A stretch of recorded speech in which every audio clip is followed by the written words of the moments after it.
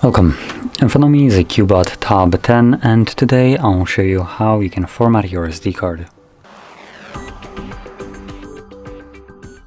So to get started, you'll want to open up your settings. From here, scroll down and you should find storage. You want to scroll down a little bit further, tap on your SD card, select what you want to use to open it. You can choose whichever one. Both of them have virtually the same way of navigating through it, so I'm going to select Files. And I'm going to tap on the three dots from here, select Storage Settings,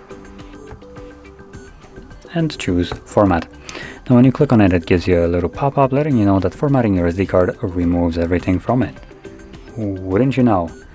And from here, obviously select Format SD card. This will begin the process, which only takes a couple seconds.